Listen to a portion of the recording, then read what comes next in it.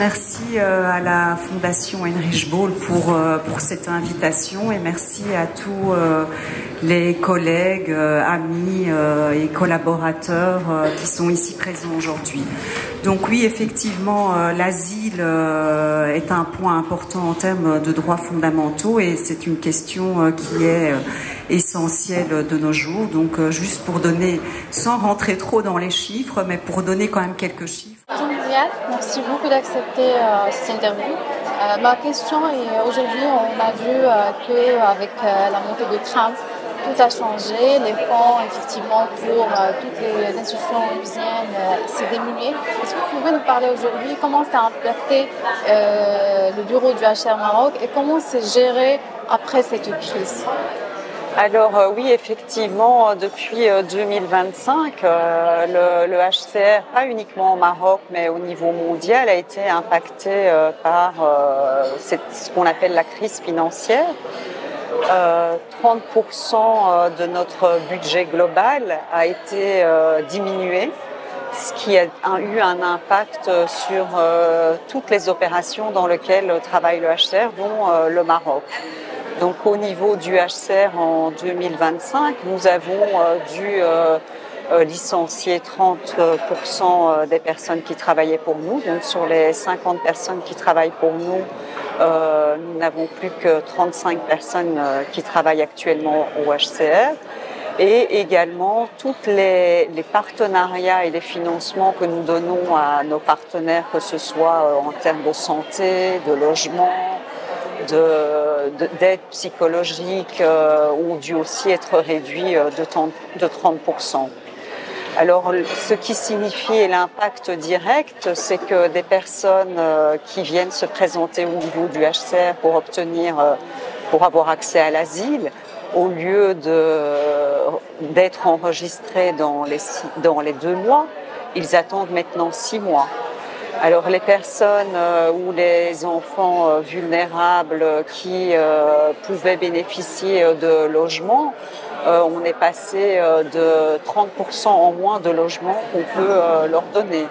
La même chose au niveau des soins médicaux. Donc le HCR complémentait ce qu'accordait l'État marocain, mais donnait une assistance médicale pour les plus vulnérables. Donc cette assistance vulnérable a aussi été réduite de 30%.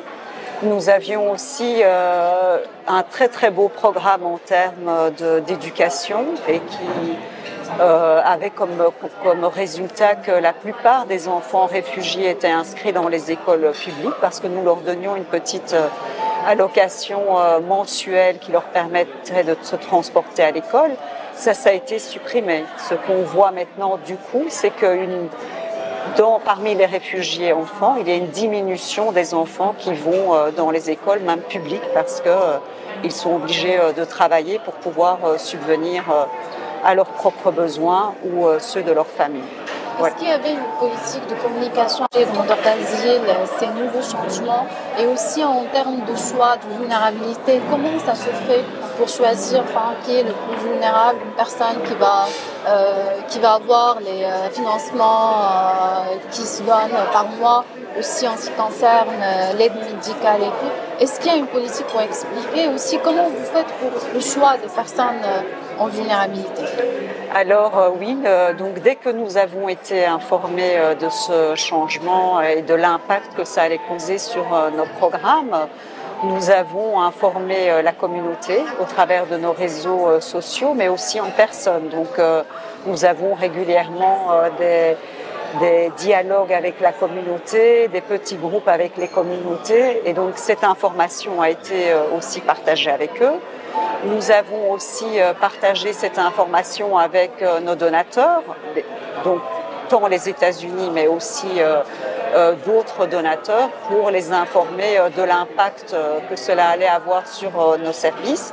Et donc nous avons demander à d'autres partenaires de pouvoir nous aider pour combler ce gap.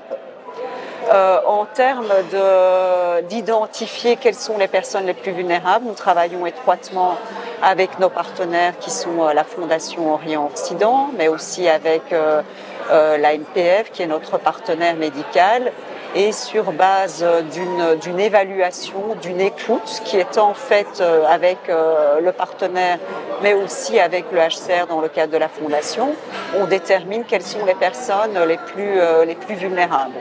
Sur cette base, nous avons aussi un programme d'aide financière, mais qui a malheureusement aussi été impacté de 30%.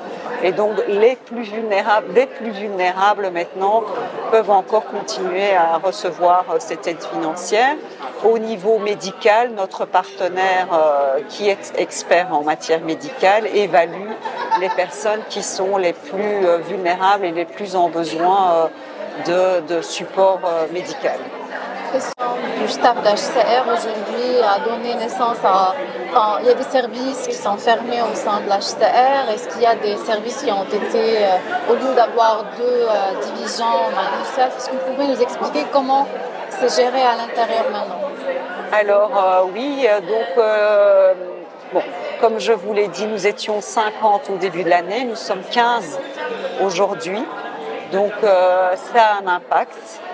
Donc avant, nous recevions les réfugiés et les demandeurs d'asile au niveau du HCR pour écouter leurs préoccupations concernant leur vulnérabilité ou des incidents de protection qui se sont déroulés. Maintenant, en accord avec notre partenaire, toute cette écoute se fait plus particulièrement au niveau de notre partenaire, de la Fondation.